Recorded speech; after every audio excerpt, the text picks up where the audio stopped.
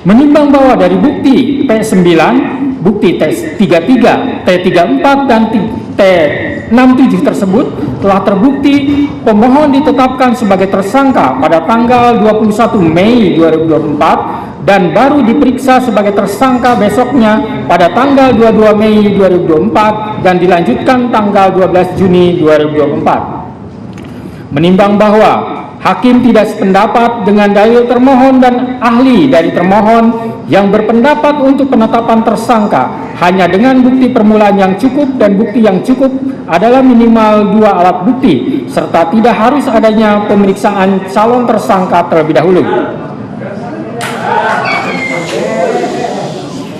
Menurut hakim, penetapan tersangka tidak hanya dengan bukti permulaan yang cukup dan bukti yang cukup adalah minimal 2 alat bukti, tetapi juga harus diikuti adanya pemeriksaan calon tersangka terlebih dahulu.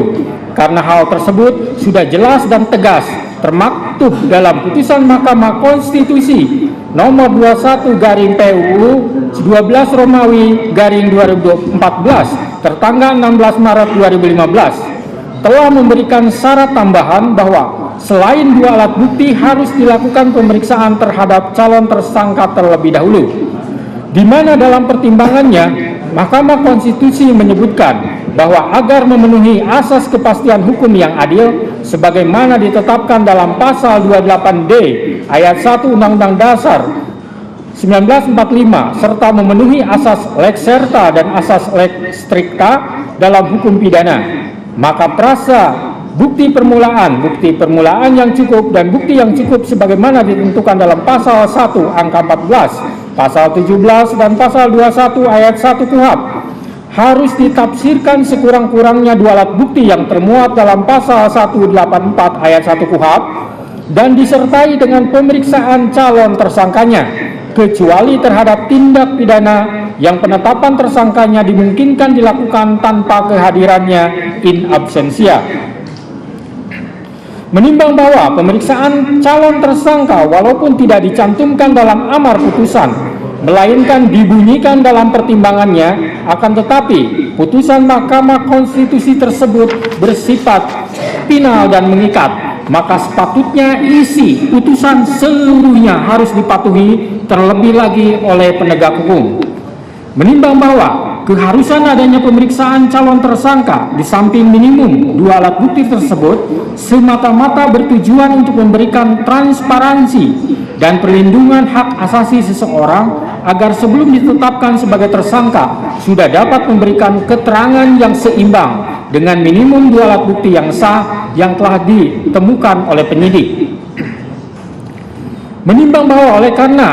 sebagaimana fakta di persidangan tidak ditemukan bukti satupun yang menunjukkan bahwa pemohon dalam penyidikan yang dilakukan oleh termohon pernah dilakukan pemeriksaan sebagai calon tersangka sebelum ditetapkan sebagai tersangka oleh termohon, maka menurut hakim penetapan tersangka atas pemohon haruslah dinyatakan tidak sah dan dinyatakan batal demi hukum.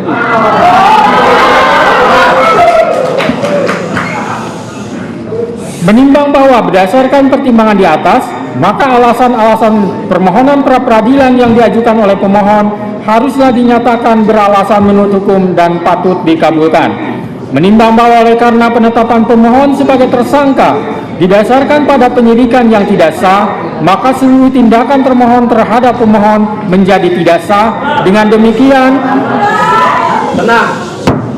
mohon tenang. Dengan demikian, petitum dalam permohonan pra-peradilan pemohon secara hukum dapat dikabulkan untuk seluruhnya.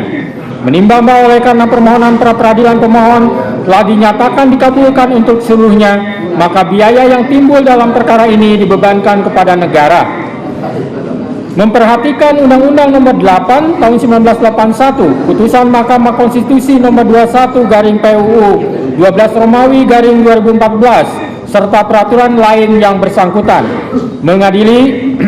1. Mengabulkan permohonan pra-peradilan pemohon untuk seluruhnya. 2. Menyatakan proses penetapan tersangka kepada pemohon berdasarkan surat ketetapan nomor SKAP garing 90 garing 5 Romawi garing Res 124 garing 2024 garing Diskreskrimum tanggal 21 Mei 2004 atas nama Peggy Setiawan beserta surat yang berkaitan lainnya dinyatakan tidak sah dan batal demi hukum.